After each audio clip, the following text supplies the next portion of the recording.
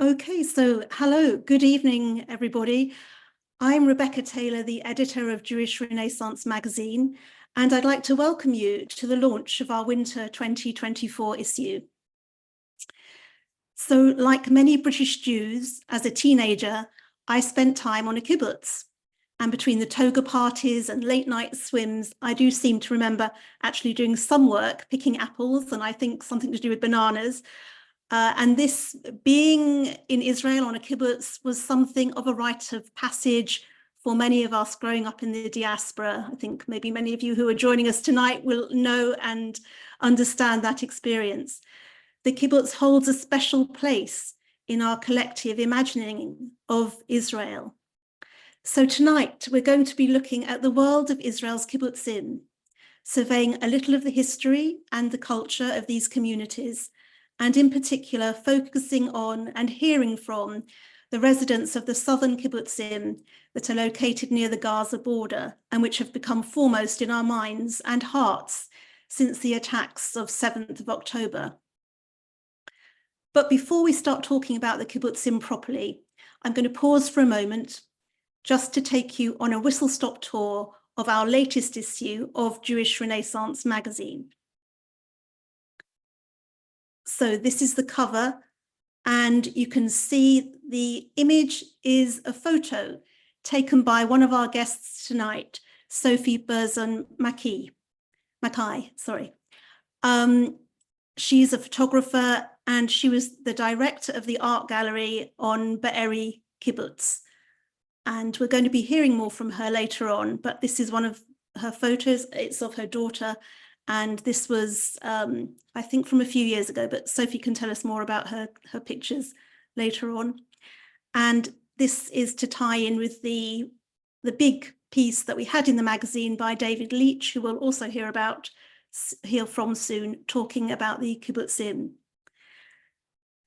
So inside the magazine, apart from the kibbutz feature, which I'll talk about in a minute, we have many other features, and the one I'm going to focus on here is about Esther Kreitman.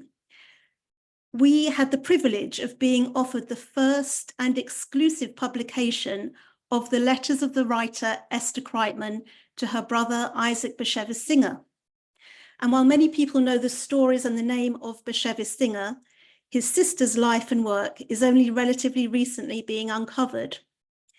We were offered 16 letters, the only known letters to exist, between Esther and Isaac, and the translator and writer David Stromberg translated them from Yiddish for us, and he's written about them here.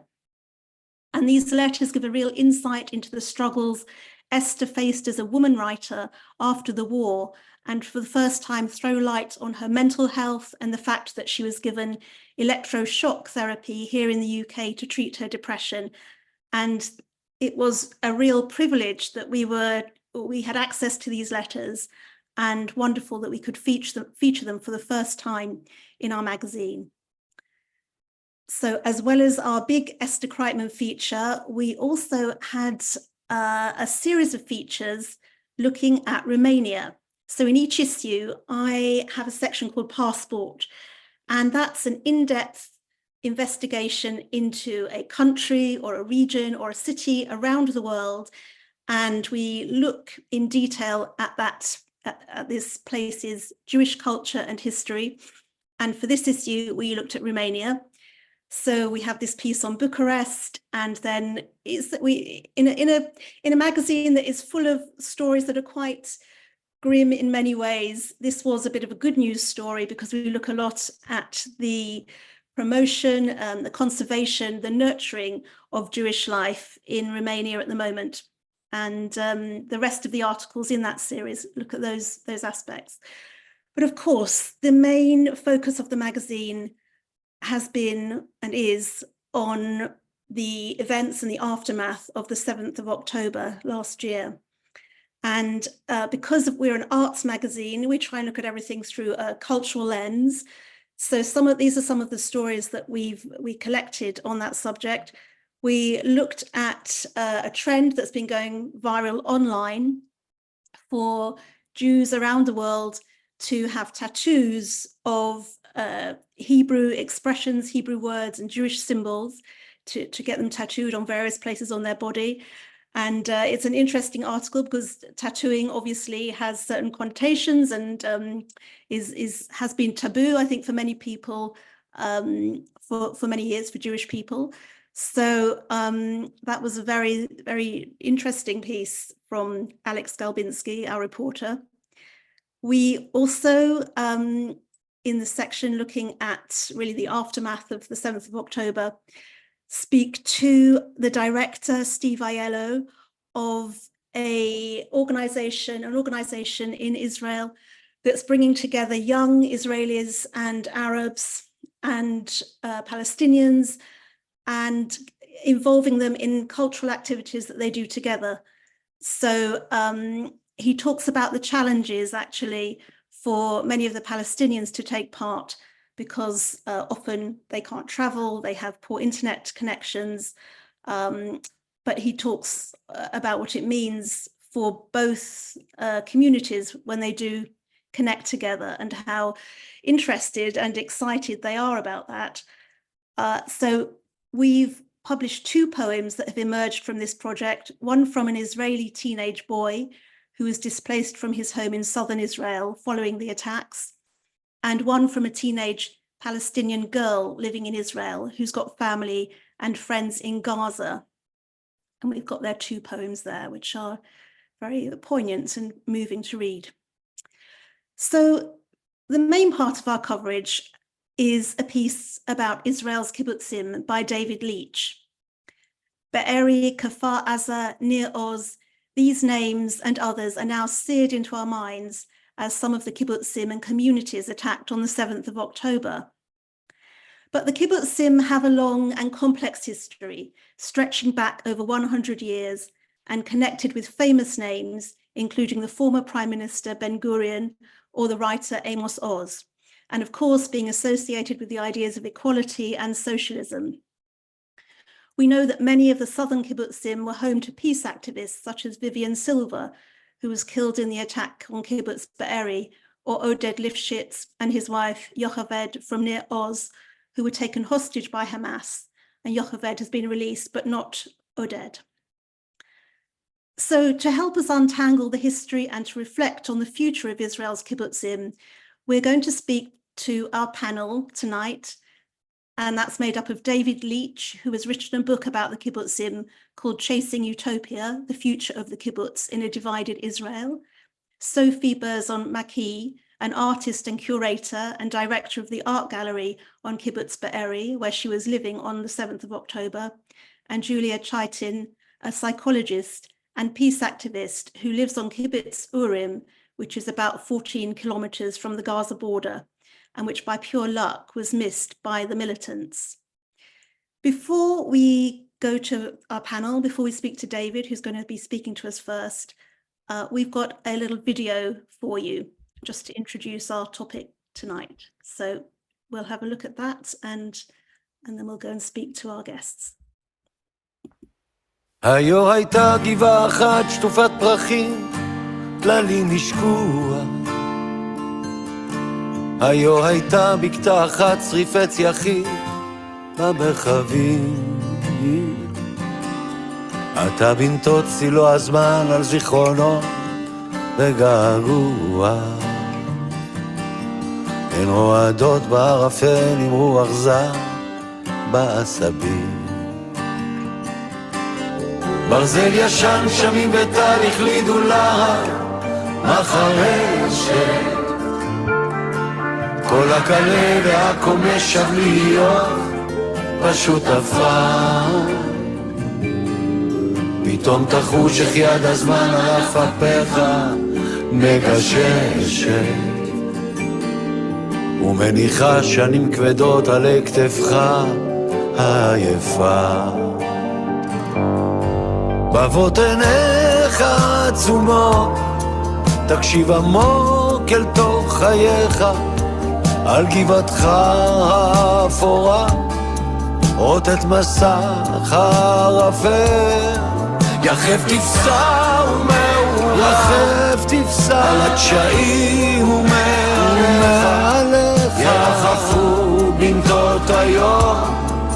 אתה לפי מעוף יפה. תוסיף לנדוד במשעולים רחוק מחסד נעוריך, אבל קרוב מהם לנהות אל השנים הראשונות. אל גבעתך, אל היפה, אשריך איש עם אחריך. עוד תישאר גבעה כזאת שטופת פרחים וזיכרונות. רבות עיניך עצומות, תקשיב עמוק אל תוך חייך.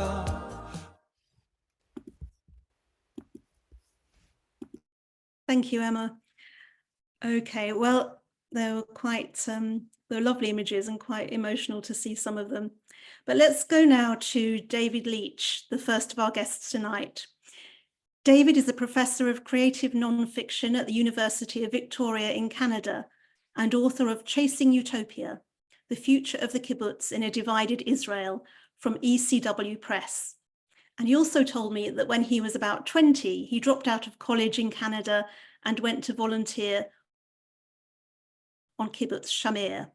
So he's well placed to talk to us about the Kibbutzim, and he's going to begin by talking a bit about the history and placing them in context of Israeli history. So David, over to you. Great. Thank you kindly. Can everybody see that? First of all, thank you so much, Rebecca, for that introduction, but also for kind of commissioning and publishing the article. And thanks to everybody at Jewish Renaissance Magazine for organizing this event. And especially thank you to Sofie and Julia for sharing their stories. I'm going to give a short and very, very simplified history of the Kibbutz movement in Israel from the founding of the first community up until the morning of October 7th last year, when everything completely changed in Israel and on the Kibbutzim, as you'll hear from our other guests. So it all begins around 1909, 1910 with the 12 young secular Jewish pioneers from Eastern Europe, who include Miriam and Joseph Baratz, who formed a kibutza, or group, to settle farmland along the shores of the Jordan River near Lake Kinneret. They named their home Degania after the cornflowers that grew there, and worked the land under a philosophy that kind of united socialism and Zionism into a vision of radical equality, sharing their wages and their property equally. By 1920, Degania had become large enough that they decided to divide into two communities that would become known as kibbutz, or gathering. And over the decades, as the kibbutz movement in Israel expanded to more than 270 settlements, Kibbutz Degania Aleph became known as the mother of the communes. Much of that growth occurred in the 20s, and especially in the late 30s and into the 40s, with waves of Jewish immigration from Europe into British Mandate Palestine. And the Tower and Stockade movement in the late 30s saw more than 50 kibbutzim erected, often overnight, usually in remote locations, such as Kibbutz Chanita near the Lebanon border. Here's a historical photo, and another when I visited it. And author Arthur Koestler visited Israel around this time to describe the founding of a kibbutz in his novel Thieves in the Night, Chronicle of an Experiment. And these agricultural outposts would outline the borders of the future state while maintaining their egalitarian principles, which included raising their children communally as well. By the 40s, there were several different kibbutz associations linked to separate Zionist youth movements. And in the shadow of the Holocaust, kibbutzim played a vital role in both establishing the future borders of the state of Israel and defending them in the War of 1948. And these included Kibbutz Be'ari, one of the 11 early communities built in the Western Negev, which we'll hear more about. The kibbutz movement also retained its focus on community building, and many were designed around concepts borrowed from the British Garden City movement, as you can see here in the concentric quadrants of a standardized kibbutz blueprint, with rings of residential areas and a communal dining hall that brought people together for celebrations and meals at the center. These agricultural communities have always played a large role in feeding the population of Israel. But in the 50s, many kibbutzim began to diversify their operations and added factories to produce everything from plastics and metalworks to innovative irrigation and medical technologies. And these include the famous printing press factory at Kibbutz Be'eri. Kibbutz Shamir, where I once volunteered in the Upper Galilee, is a classic example. It was founded by kind of hardcore Romanian socialists in the 1944. But in the 70s, it added a small optical factory, mostly so older members had a place to work when they were too old to work in the fields. By 2005, it had become so successful that it became listed on the NASDAQ stock exchange and made Shamir one of the wealthiest kibbutzim in Israel. In the 60s and through the 70s and into the 80s, the kibbutz movement reached its peak of political influence, but also began its decline.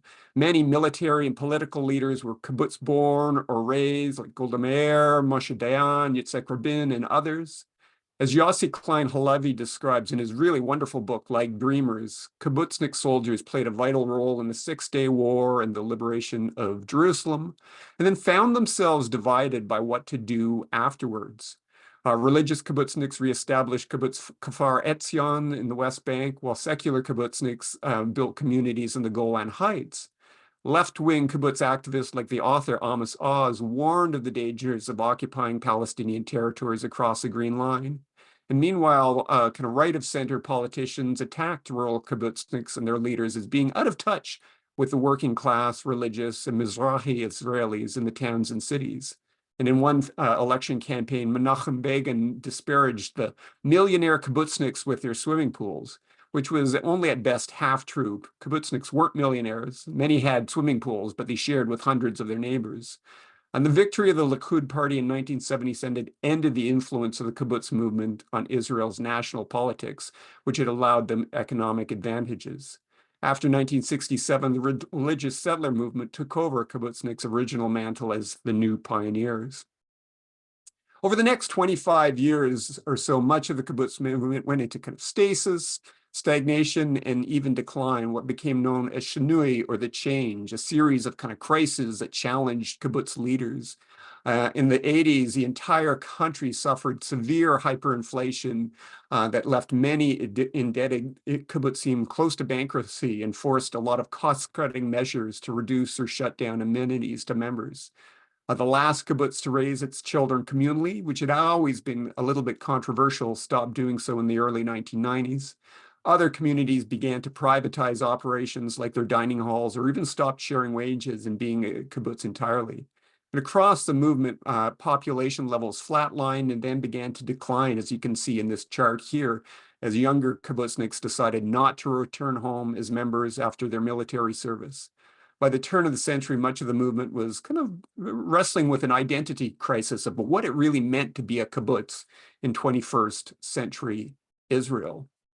In 2004, a national committee convened to address this issue and made a decision that divided the kibbutz movement into several new legal categories, including the kibbutz shitufi, or traditional kibbutz, which still hold on to their founding principles of radical equality and sharing wages. Like Kibbutz Be'eri, there are about 34 traditional kibbutzim remaining in Israel.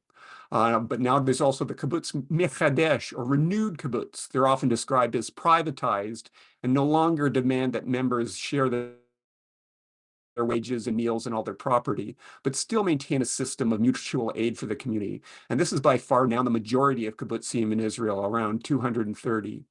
And there's also kibbutz Irani, or the urban kibbutz, which finally acknowledged a real renaissance in the kibbutz philosophy. Urban kibbutzim had started in the late 70s and 80s and have grown really in recent years. Members of Zionist youth movements in Israel and abroad form small urban communes, and these activists and educators live collectively together. They pool their wages and address social and economic issues in contemporary urban Israel. And perhaps Julia can talk more about this very important trend, as her daughter is a member. There also remains around 15 kibbutzim in the kibbutz dati, or religious kibbutz movement, which tends to get less attention than the larger secular movement. Some are renewed and others are traditional. And this national policy change helped to stop and then reverse the demographic decline in the kibbutz movement. The last decade or so has seen significant growth in kibbutz populations, with kibbutzniks returning and new young families leaving cities to become members. New residents are seeking out that sense of community, the slower pace of life, and that connection with the natural world that have always been core to the kibbutz experience. So I'd like to leave it here with a quote from the Israeli playwright and former kibbutznik Joshua Sobol, whose early play, The Night of the 20th, described kind of the tensions and conflicts of early kibbutz founders, and whose more recent screenplay for the comedy The Galilee Eskimos is about elderly kibbutzniks on an indebted kibbutz who fight back against the forces of capitalist privatization. And his claim is a bit hyperbolic, but I think the kibbutz movement has always dreamed big and bold, and that's been key to its longevity and success. And he wrote, "Of all that happened in our time, only one thing will remain in our collective memory, the kibbutz. The kibbutz is the most original creation, not only in Israel, but in the whole 20th century. It will become more and more significant as time passes." Thank you, and I'll pass it along.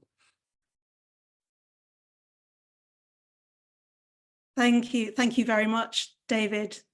That's lovely. That gives us a real insight into the history and background to the kibbutz. And it sounds like they're doing pretty well again in terms of membership. And I heard that over COVID and after COVID, many people with families decided they wanted to live on Kibbutzim and maybe wanted a different way of life, and membership has been rising recently. Well, we'll go to one of the residents of those kibbutzim, and in particular from Kibbutz Be'eri, which was caught up in the attacks on the 7th of October. So let's go now to Sofie Berzon MacKie.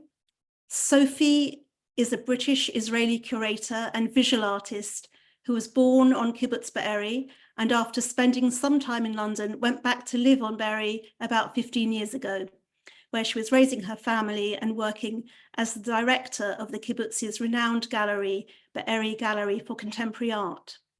She's a graduate of the Mandel Programme for Cultural Leadership in the Negev, a programme that nurtures leaders to promote a discourse of learning and action in the arts.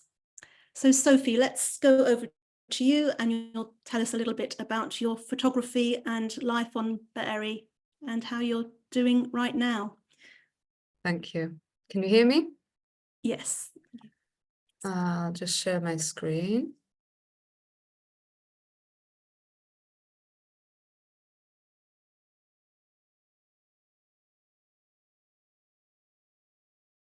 This is really not where I was supposed to be. Okay, so good evening, everyone. Thank you, David. I met David, I think 15 years ago when I was studying photography, and we had a really nice reunion under very sad circumstances. So thank you for inviting me to speak tonight.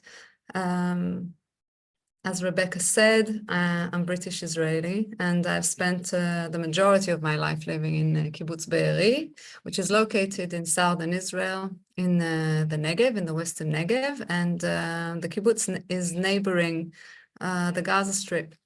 So on the 6th of October, this is what our kibbutz looked like. We have 550 members of the kibbutz, 1,200 people, a very successful kibbutz with a very strong community.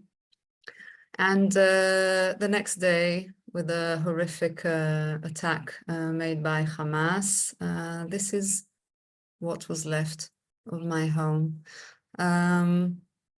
It was a horrifying day. I was there with my 3 children. I have 3 small children. And we were rescued by the army at midnight. And I'm really not sure why we were not murdered, because it came really close to that. But here we are. The kibbutz is now completely evacuated. The damage is unbelievable. 1/3 of the buildings in the kibbutz are completely destroyed, and we are now, the majority of the community is living at a hotel near the Dead Sea, where I'm staying right now. And we will be here until July.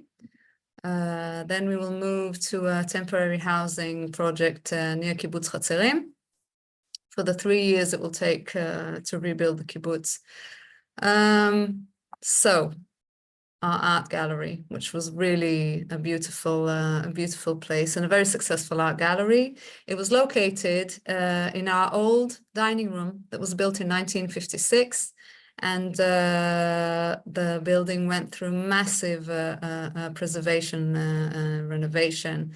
And over the years, we turned it into a beautiful historic building. And we were really very proud of it. We showed 9 to 11 solo exhibitions a year, and we worked really with the best and finest artists in Israel, but we also really had a strong vision about what it means to make art in the Negev. So this was our art gallery in May, and this is what is left right now. The terrorists torched it. I think very intentionally also, because they didn't damage anything else in the surroundings. And now one of our exhibitions that was planned for the gallery for this March actually is now showing in the Eretz Israel Museum in Tel Aviv. They are hosting the exhibition called Days Before Darkness by artist Daniel Chechik, who's a very well-known photographer and artist. And I hope by the end of the month, we will be reopening the gallery in Tel Aviv. The renovation was just finished this week. The floor is all shiny and washed. And we will work from Tel Aviv for 3 years until we can go home and rebuild our lives. So that's part 1 of our disaster and renewal of hope. I'm also, as Rebecca said, I'm a visual. I have an exhibition showing right now in Jerusalem. It's called Silvery Water and Starry Earth, curated by Meital Manor. And the majority of the works in the exhibition were made in my living room in the kibbutz, which is now, of course, completely destroyed. And while I was working on it, I don't think anyone could imagine that this is how this chapter of my life is going to end. But after I gave birth to my youngest daughter, who is now 3, I started photographing my sofa and my living room. This body of work really, in a really bad coincidence, 3 days after the 7th, on the 10th of October, I received an email that I won. I was rewarded Photographer of the Year with this series, and it will be showing also in Barcelona in, I think, September this year. So this was my living room, and I work with the digital collages, and I'm very occupied with themes of the divine and day-to-day life, and themes of life and death. I lost my mother when I was a child, 2 months after we came to Israel. When I was a child, I was 7 years old when we made Aliyah. My mother passed away from cancer, and this is one of my favorite pictures of us. And this white bundle that me and her make turned into eventually these images in my home. The exhibition in Jerusalem, I think, really merges the two big chapters of my life, what it means to be an immigrant and hold 2 homes in your heart, and how you can merge them into this new and interesting identity that lives, and how you can live in harmony with yourself. So this was taken in my family home in Islington in London, and this was the last picture I took in my home on the Saturday, a week before the 7th. And I left my home a week later. So this is an installation view from the exhibition in Jerusalem. And this is another one. And working with these allegoric animals is something that has been I've been thinking about it for many years now. I have a really big body of work that was nominated for the Prix Pictet. It's a very prestigious photography award that takes place in the Victoria and Albert in London. And these are 2 more works from that series. And this rooftop above the barn owls was taken. It's the rooftop of this shed. It's called the Nostalgic Museum. And when I was working towards the exhibition, I remembered this I took, I think on the 15th of October. It wasn't damaged. And I remembered that there's this stuffed barn owl in the museum. And I asked permission to take it to the exhibition. And then I took a selfie with it when I arrived back at the Dead Sea with the owl. And now it is perched on a small shelf in Jerusalem in front of one of the window, my childhood window. That's it. I made a short presentation. If anyone has any questions, I would be happy to answer, or at the end. Thank you, Sofie. Thank you very much. Thank you. Heartbreaking, but also hopeful pictures too. Thank you for speaking to us and joining us. That one must still be a very raw and difficult time for you and your family and everyone from the kibbutz. So we'll come back to you, and I guess there will be questions. I certainly have some questions, and we'll speak to you further at the end. But we'll go now to Julia Chaitin. Julia is an emeritus senior lecturer at the Sapir College on the Gaza border. She lives on Kibbutz Urim and has spent the past 35 years working in the areas of social psychology, peace building, and narrative research. She's the author of 3 books: Peace Building in Israel and Palestine, Routine Emergency, The Meaning of Life for Israelis Living Along the Gaza Border, which are both published by Palgrave Macmillan, and Striving for Peace Through Personal Narratives of Genocide and War, which will be published later this year by Cambridge University Press. So over to Julia. Welcome, Julia, and I'll hand over to you. Thank you so much for inviting me to this important evening.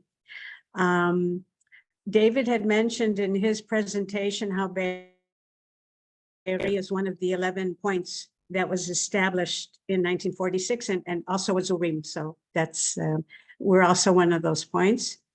And Kibbutz Urim is about 15 kilometers, a little bit less from Be'eri. So we're also neighbors. I'll also say that I've published 8 books, 3 are shortly, also on October 7th. So like everybody else, we were woken up at 6:30 with rocket alarms and with massive rockets, and could not figure out what was going on. But within the next few hours, we started understanding what was happening. Though I must admit, it really wasn't until the next day that I had a much better understanding of what had actually happened. And for reasons none of us know exactly, the Hamas and the militants were on our fence, but they did not come in. They attacked a base which is less than a kilometer away from our home. We heard shooting. There were 5 different. We got 5 different alarms that there were terrorists right around the kibbutz, but they didn't come in. And so, some miraculous reason, we were spared. And I'll just say that on our kibbutz, we are about 14 kilometers from the Gaza border. So we do not have safe rooms. 10% of the kibbutz has safe rooms, 90% do not. And we actually do have, because we built one privately 7 years ago. So I'm going to give a very short presentation about some psychosocial effects of October 7th and the aftermath. So I will, hopefully this will work. Okay. And here we go. Okay.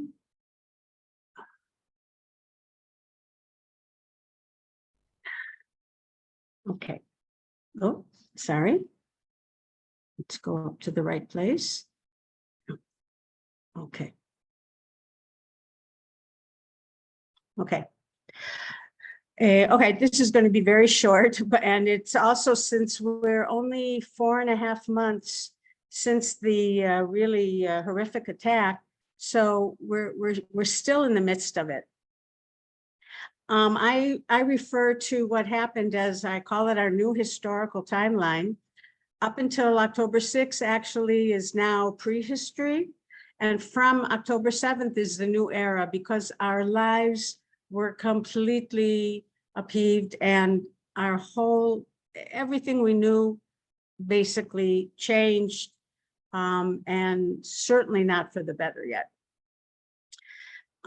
So what do we have? We have in the Kibbutzim and in the communities in the Utopia region and the surrounding Gaza region, we have chaos. We have a very disrupted life and a very turned upside down life. People lost their homes, as we heard from Sofie. People lost their communities. They had to escape. They had to leave their communities with nothing. And many of these people cannot go back yet because the communities remain destroyed. We lost people. Approximately 1,200 people were murdered on that day, and about 240 were kidnapped, with right now 134 remaining in Gaza. We don't know how many of them are dead and how many of them are alive. So all this means that life is very uncertain. And when I talk to my friends and my colleagues and people that I know well in the area, and we talk about, okay, what's going to be? And the usual answer is that nobody knows, and they're just trying to get through the day.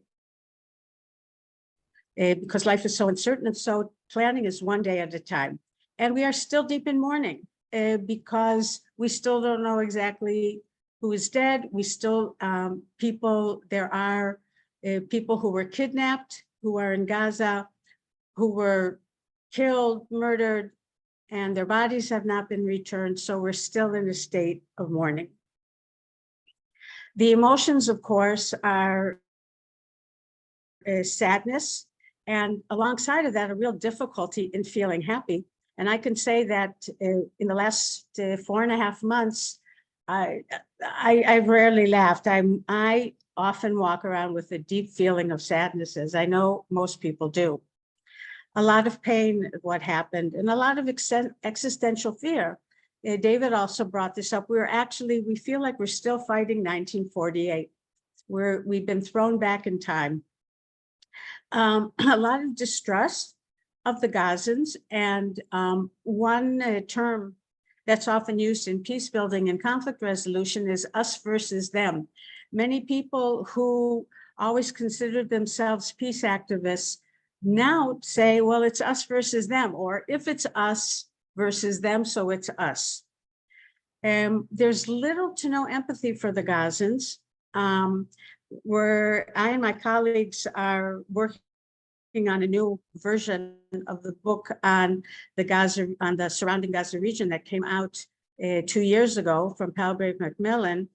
And people are telling us something in my DNA was broken, because it wasn't only the Hamas and the Islamic Jihad that came in, but it was also some regular Gazan citizens. And we often hear the statement, there are no innocents in Gaza. There's a lot of anger, and I would say even fury.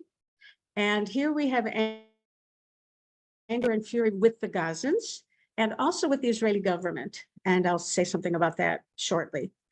There's also a deep feeling of victimhood. But what I do want to say, and it's, I think I have it here. Okay, I'll get to it in a minute, sorry. We hear also a lot of loaded words. For instance, when people talk about the Hamas, so people will often say Hamas Nazis or Hamas ISIS, or you hear a lot of the word Shoah. What's a loaded word? A loaded word is a word that is very loaded in terms of emotions. And when you say the word, it sets off deep emotions in people.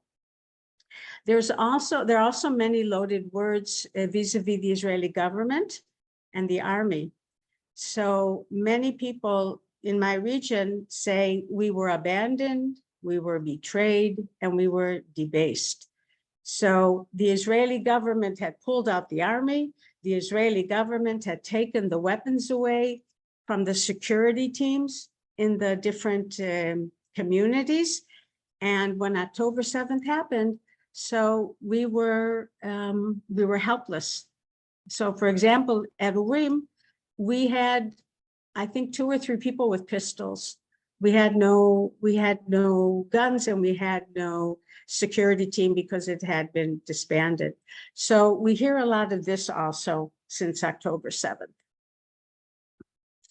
However, at the same time, I had mentioned that there's a sense of victimhood, but through the interviews that I've been doing, and so far we've interviewed 15 of our original interviewees from our 2022 book, we're hearing a lot of agency. We're not hearing helplessness. We're hearing a lot of sadness and pain and anger, but we're hearing a lot of agency. And people are searching for the meaning of what happened and what that means, what they want to do now with their lives, now that life has completely changed. Perhaps also a silver lining is that I think from October 8th, there have been massive volunteering throughout the country. People, thousands upon thousands of people, and also including people from the Otef Aza region, have been helping and giving and just doing whatever anybody can do to help. And this has been very heartwarming and very important for many of us.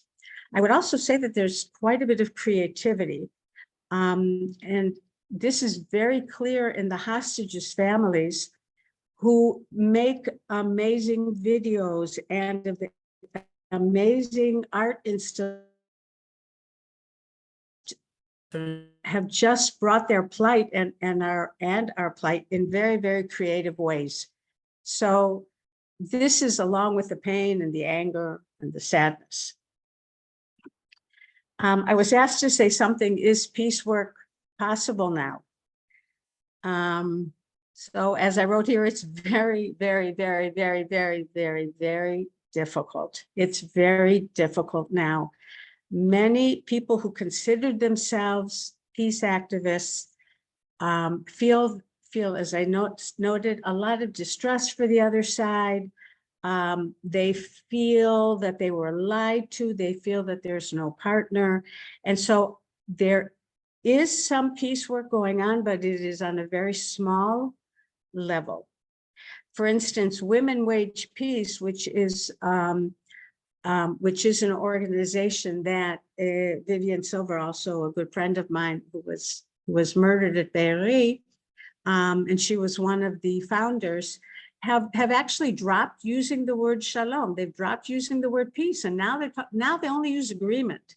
They decided that it's not relevant anymore to use the word peace, which I find very sad. And almost for Israelis, almost every Gazan and maybe Palestinians are viewed as the enemy. As I said, there are no innocents. So peace work is something that we are going to have to work on, and perhaps one day. My ideology, I've been a peace activist for most of my life. My ideology has not changed. I will also say that, of course, I have more distrust, and I think, and we have to think about how we're going to go about it. But it's clear to me that we need to figure out how we can rebuild what was broken, because it's also clear to me that this war after war and the horrendous attack that we suffered, we have to find a different way. So thank you very much. That was very short, but I hope that gives you an idea, a very small idea of the problems we're facing. Thank you, Julia. That was really interesting. Gave us a real insight, I think, into what's going on psychologically and some of the difficult areas that people are thinking and asking about at the moment. So I'd like to encourage our audience to send in your questions on the chat provision on Zoom. If you could send in anything you want to ask. I'm going to ask our panel a few questions now, but please let us know if you'd like to ask something.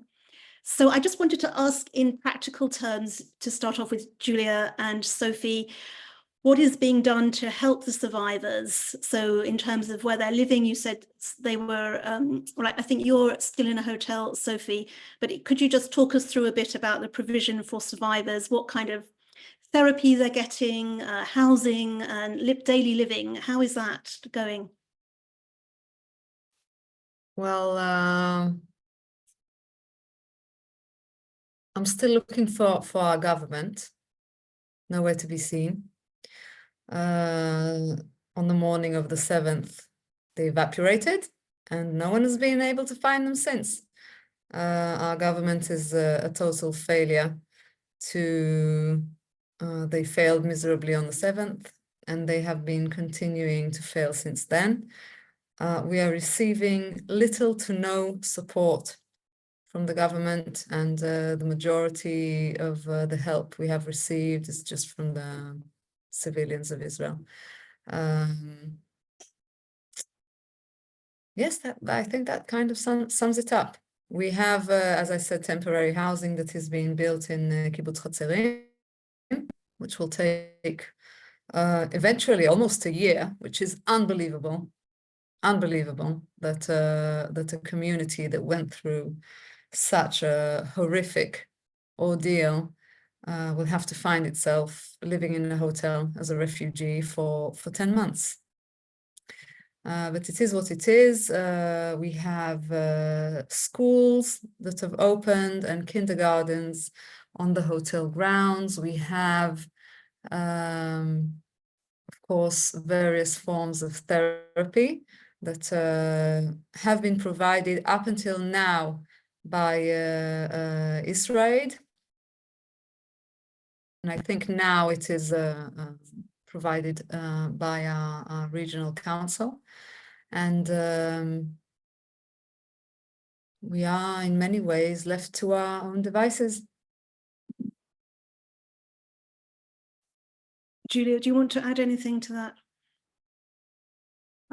Yes, I'll add a little bit. I'm a social psychologist, and one of the things that, and for years, what I've worked with is our narratives, personal narratives of people, and also dialogue. And it's been clear to me throughout my whole life, but certainly since October 7th, that in order to help people, you need to listen to them. You need to actually ask them about their lives, and you need to hear what they need and what's important to them. I can only agree with what Sofie said. I mean, the government is AWOL, and when they are present, they're usually harming us as opposed to helping. So it's very problematic. Just something about Urim. Urim is 14 kilometers away from the border. So, for example, as I said, we don't have safe rooms. And when the rocket hit on October 7th and destroyed in the middle of our kibbutz, our clinic and our administration, and when there were terrorists on the border, we were kind of laughing and saying, oh, nobody told the terrorists that we're over 7 kilometers. I mean, it's absolutely ridiculous. And because we're over the border, because we're over the 7 kilometers, we're not entitled to anything. So we had to evacuate on our own, no money, no help, nothing. And for 4.5 months, we've been trying Sofie and I are in the same regional council, been trying to get our kibbutz as part of, to be recognized. One of our members was kidnapped. So I really say thank heavens for the ordinary people of the country who have been doing so much out of the goodness of their hearts. Thank goodness for them. David, did you want to add anything yourself? I don't know if you wanted to say anything to. Well, no, I think they spoke so well. I mean, the only other thing I note is there's also, I mean, the southern Kibbutzim have just been devastated, but there's a number in the northern Kibbutzim as well who have had to be evacuated because there's kind of rockets coming from Hezbollah, and you hear nothing about that, at least in the North American media as well. So all of the communities have been impacted. Okay. We have got quite a lot of questions in, so I think we'll go straight to our audience's questions because I don't want to run out of time for those. So if we can go first to Iris Singer, I think we're going to let you ask your question, Iris. Okay. You. Hello, Iris. Thank you so much for organizing this. It's really very moving and very important. Julia, my question was to you. First of all, thank you. I come from a similar background, retired now, but I helped to set up Merkaz Yutzisha in Eretz, so you know.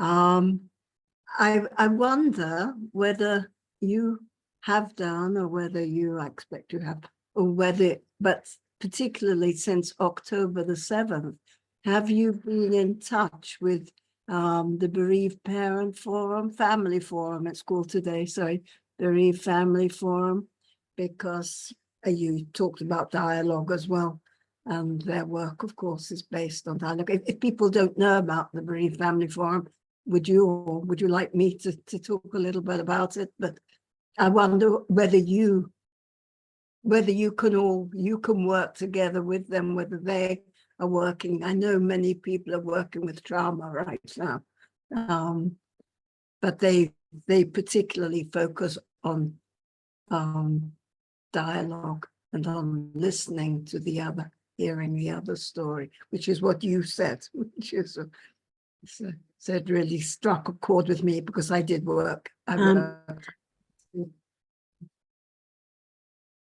Julia, do you know the Bereaved Family Forum that Iris is referring to?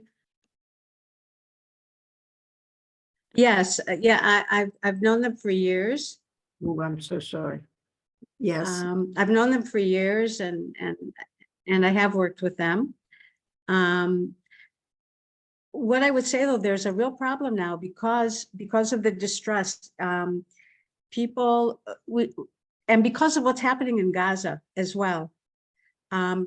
So it's almost impossible to be in touch. And what we think now is working more, or is more important right now, it's to try to keep relations good between Jews and Arab citizens within the country, because it's almost impossible now to have cross-border discussion. And I know that the Family Forums is still really trying, but I would say that for most people in the surrounding Gaza region, this is something that people, they're not there yet. They're still in mourning, and they're not there yet. So we have to give people time. It's very important to give people time and not try to rush this process. Sofie, did you want to add anything to that? No. Can I ask, can you tell us a little bit if you know about how those relations are with the Arabs who are living in Israel, the Palestinian communities in Israel?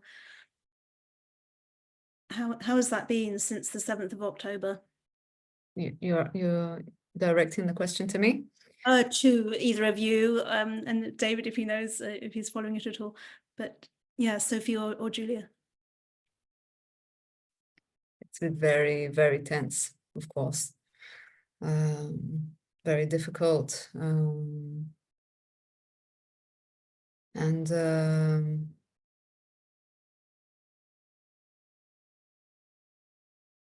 very worried about the future of our country. where I'm not sure where we are going, and doesn't seem like anyone has a clear vision of how to rebuild and what should be the end result of this turmoil that we are going through. Someone needs to know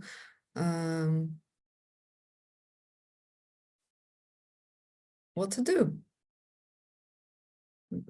There's a lot of hatred and fear on both sides. Yeah. I can hear it's going to take a long time to get to a place where you can even talk about this and talk to the other side, as it were. Yeah. Julia, did you want to say something?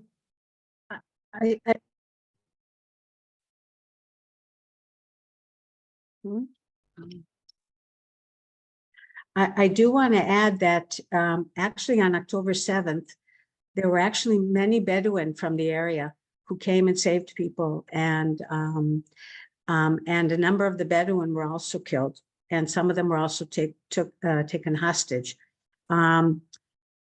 But I would say that in general, for instance, I'm also a member of what's called Forum for Shared Society, and that's made up of many different groups in Israeli society, including Arabs.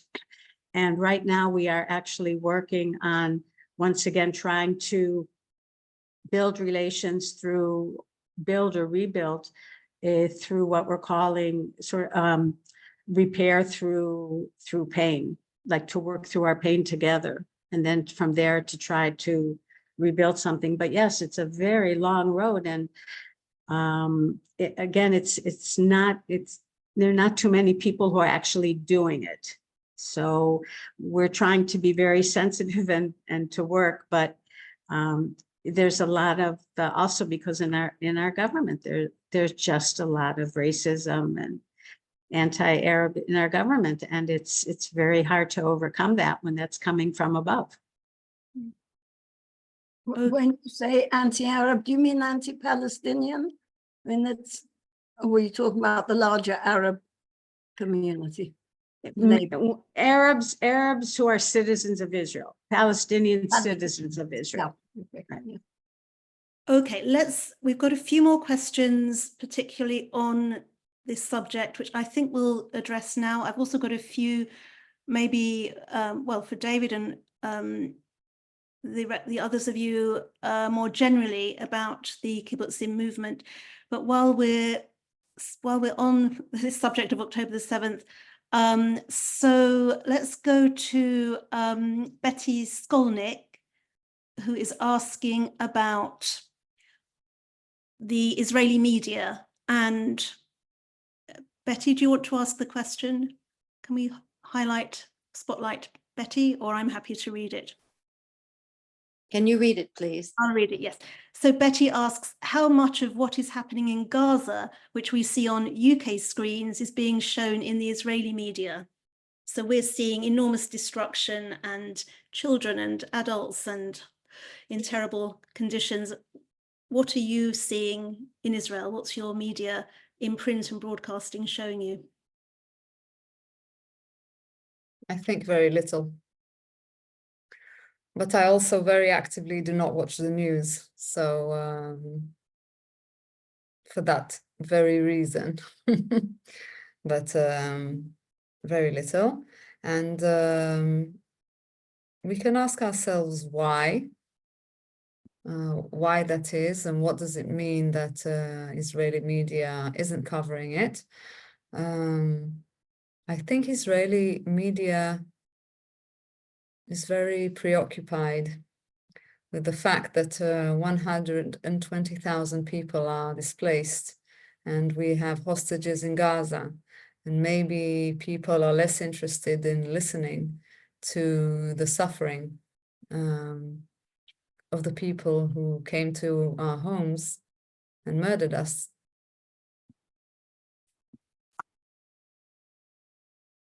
Julia, do you want to add anything to what Sophie is saying? There's very little on Israeli television. But it's interesting because while there is very little, every now and then they will say something, or Ynet, or, you know, one of the media outlets will say, there have been 30,000 people killed in Gaza. They'll say there have been 70,000 people injured. They'll say the numbers, and they will show the destruction sometime, but it is, yeah, it's very low on their interest to show it. So not very much. And I get the feeling that Israelis on the whole are not interested to see that and to know it.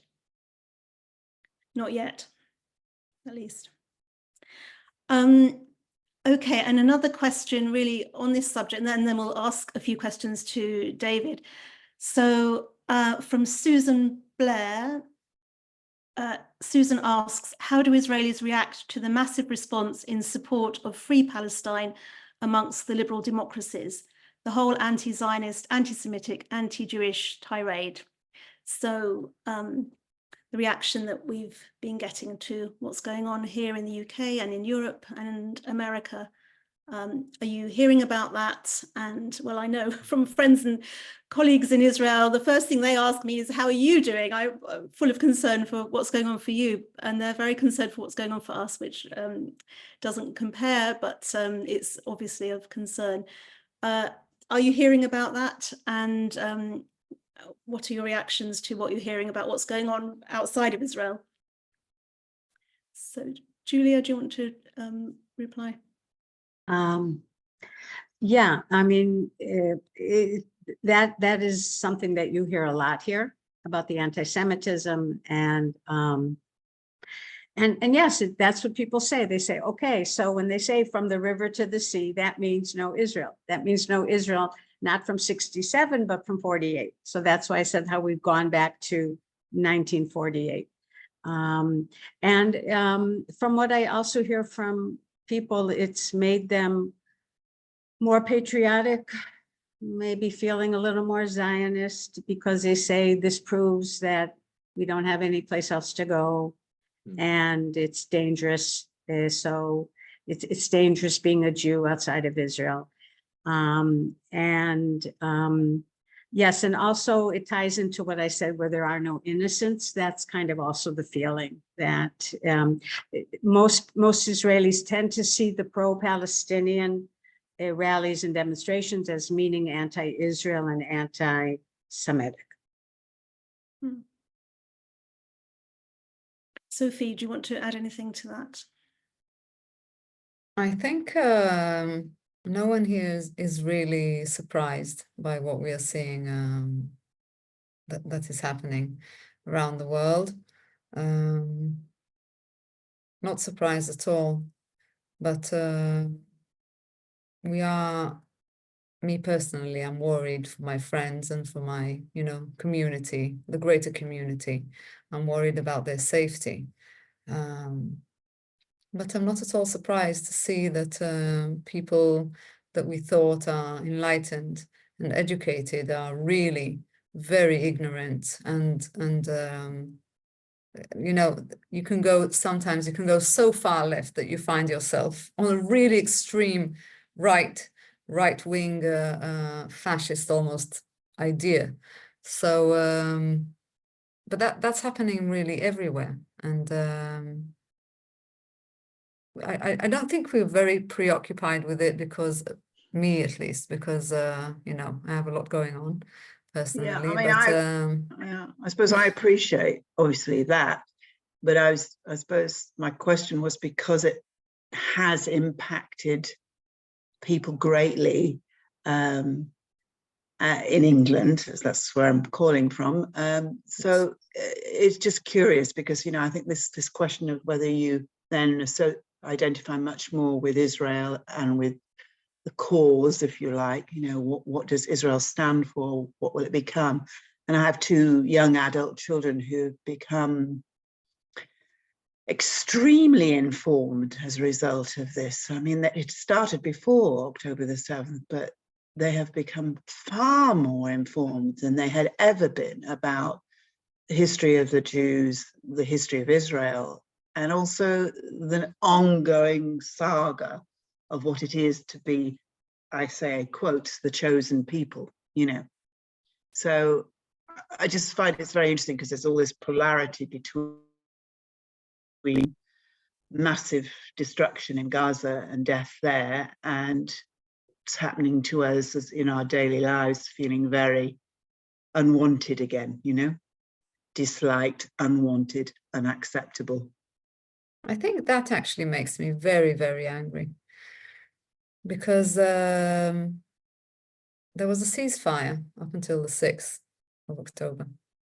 It was peaceful, it was quiet. And when you see the amount of money and energy and concrete that was poured into that small piece of land with the sole idea of murdering people, it is mind-blowing to me.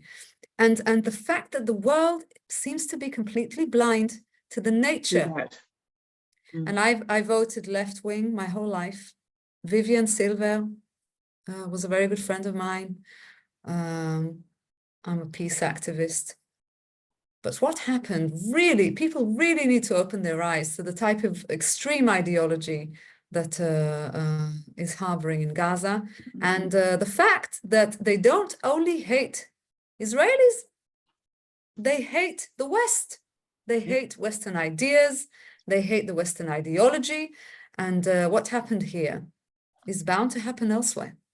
So that makes me very, very angry, and I really do my best to not, get into these Facebook fights with the anti-Semitic people. But what can we do about it?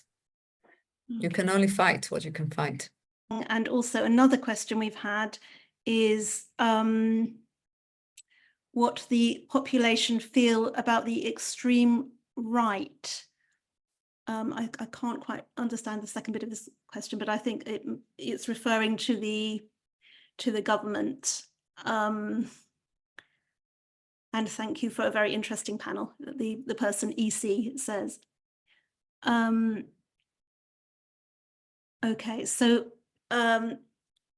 reactions to the government. I think we heard to the Israeli government. I think we heard some of your thoughts about it earlier. That you're very angry with how they're dealing with what's going on. Can you tell us a little bit about the overall feeling? Is it divided, or is it? I think the situation was very unstable even before October, and millions were protesting against the government, which we knew was very extreme and very dangerous. And we failed miserably in removing it. And we found ourselves in the midst of this catastrophe. And me, myself personally, I am doing whatever I can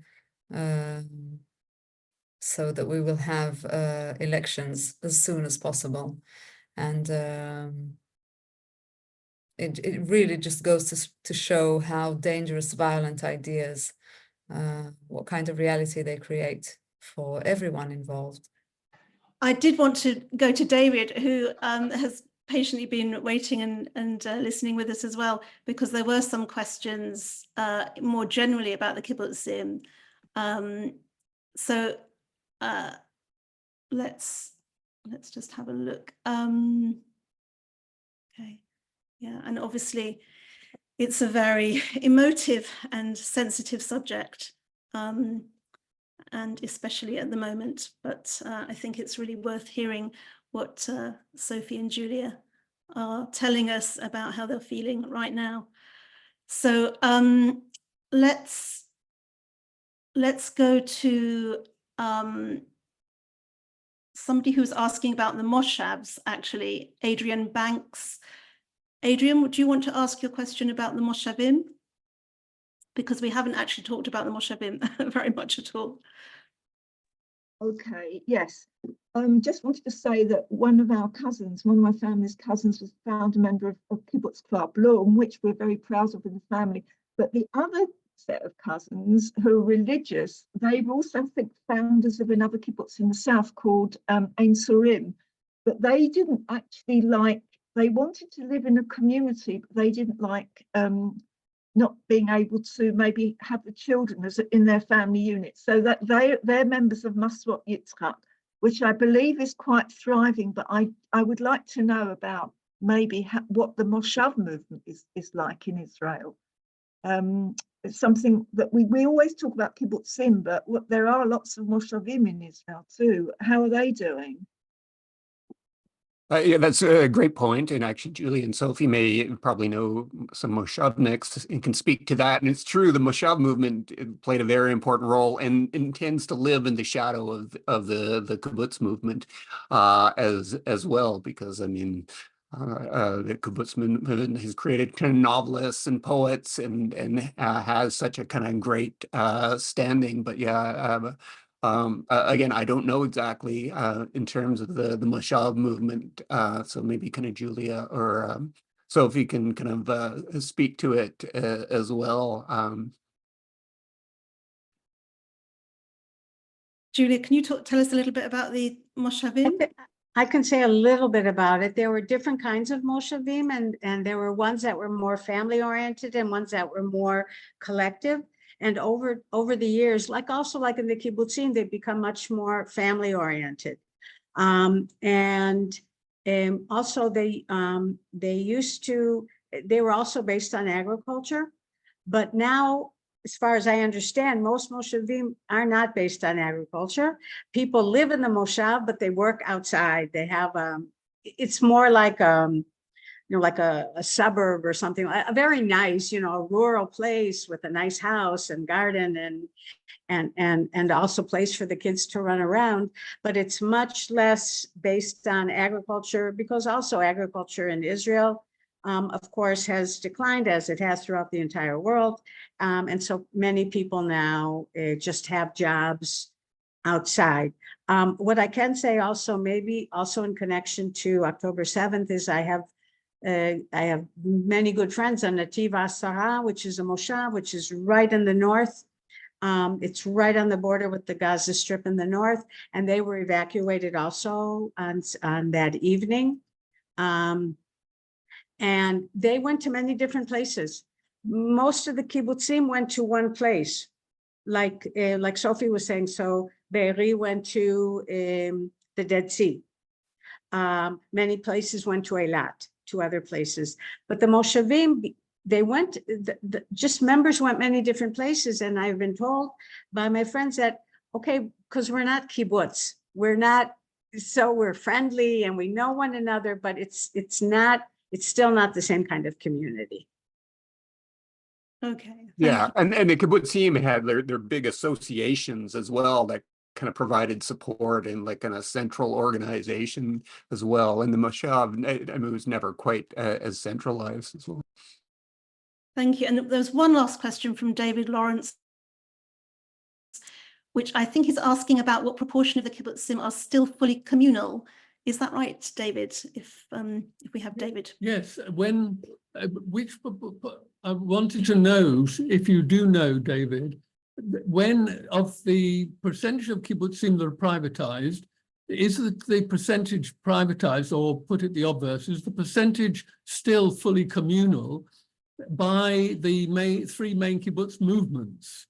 In other words, are there more still communal in one of the kibbutz movements or the other, if you do happen to know? The most recent kind of data, and it comes from Dr. Shlomo Getz of the University of Haifa, who does a regular survey. It's a couple years old, but he said there's roughly 34 of the traditional kibbutzim that are communal, and around 230 that have kind of moved towards kind of privatization. So once they kind of enacted that kind of policy change, there was also like a middle category as well, but most people went towards the Mechadesh, the communities went that, and none of them go back to the traditional form. So yeah, most are now adopted some form of kind of privatization, which still includes elements of kind of mutual aid as well. So you haven't got the evidence by kibbutz movement. For instance, Shumayat Sa'ir being more left. I wondered whether... the kibbutz movements have all kind of been folded together. into one large kibbutz association. And I think there's still like the religious kibbutz movement. So yeah, because as with the crisis and the decline, the associations actually merged together to support each other. Okay, thank you. Okay. All right. Well, thank you very much, David, for filling us in on some of the other history of the Kibbutzim. So I'm going to thank you very much, David and Julia and Sophie. And we're going to go to Aviva Dorch, who is going to finish off our evening tonight. But thank you to our audience. Thank you to all our participants for a very interesting and informative evening. Aviva, over to you. Yeah, I just wanted to echo what you said, Rebecca, and say a huge thank you to David for the history and the contextualization, and to Julia and Sophie in her absence for their openness. I mean, we're in the heart of it right now. It is so hard to be thinking, I think, with a wider view or a calmer view or any kind of perspective when you're in the heat of emotion. And as both Julia and Sophie said to us, in mourning, and not only displaced and mourning, but then undergoing a war on top of being brutalized. And I know many of my friends in Israel are really struggling with holding those two things simultaneously, you know, still dealing and coping with October the 7th, but also coping with the fact that their children, their siblings, their nephews and nieces are now soldiers, which in its own way has an impact too. So I really appreciate the fact that in the midst of all this, you've taken the time to be with us. And also thank you for contributing to the magazine. And I hope that we'll continue to hold these conversations as events in Israel evolve. And also, I think more than ever, this is showing me why we need to also be able to have the conversations, not just directly and through politics, but also through art, through culture, through poetry, through film, through media which talk about emotional realities as well as political realities that are so important. And I look forward to seeing more of Sophie's museum and exhibits once they're able to rebuild. And I look forward to hearing more about Julia's work as well, which is so important in these times of pain and crisis. So a huge thank you to you, and also to our audience for being part of the conversation, and for reading and for supporting us. We will be always keeping an eye on what's happening in Israel, but we are also a very much diaspora arts and culture organisation. So I just want to alert you to what we have coming up next, because our new series, which all my Hiloni Israeli friends would be horrified by, is called The Yiddishists. So starting off, we're on March the 13th, I think it is. Emma will put it in the chat. Starting off in March, we are having an event where we're looking at Esther Kreitman, who Rebecca talked about earlier, the sister of Bashevis Singer. We're rediscovering her a bit like the whole narrative around Wordsworth's sister and Shakespeare's sister. She was the model for Bashevis Singer's Yentl. She had Yiddish salons in the East End.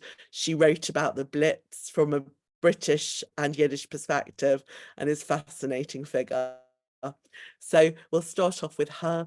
We're going to Amherst, the Yiddish Book Centre, to learn about Yiddish all around the world. We'll be looking at the Yiddish theatre movement. We will have poets who use Yinglish, Yiddish and English in their work today. And one of my favourite sessions, we're ending up with how the Yiddish press depicted Freud. We think of him very much as a diaspora figure, but actually the Yiddish press was constantly talking about him, even to the extent of having an Oedipal lullaby contest based on his theories. So we'll be exploring that series, and I hope you'll come along. And also just to flag up that the next issue of JR published in April, as well as continuing the conversation about Israel, having lots of our usual book and film and music reviews, is going to focus on Argentina. And have a look at what is happening there to Jewish communities, especially with the advent of Millet. So Rebecca is in the middle of doing massive research and investigating and commissioning articles about that. So thank you very much. I hope you'll be part of the Jewish Renaissance family and come to some of our future events. And a huge thank you again to David, to Julia, and to Sophie. Yeah, thank you. And just a shout out, go read Julia's books. They're all really wonderful. And she's got a wonderful kind of inside out, a kind of personal history of her life on the kibbutz as well. Highly recommended. Fantastic. You know what I think we should do is when we send the link out to the video, because there are many people who will watch this at a later date. So we'll send it to all of you who've booked. Maybe we'll send you a little bibliography of the books by the speakers. They should get your books too, David. So we will do that. Thank you very much and good evening. Thank you.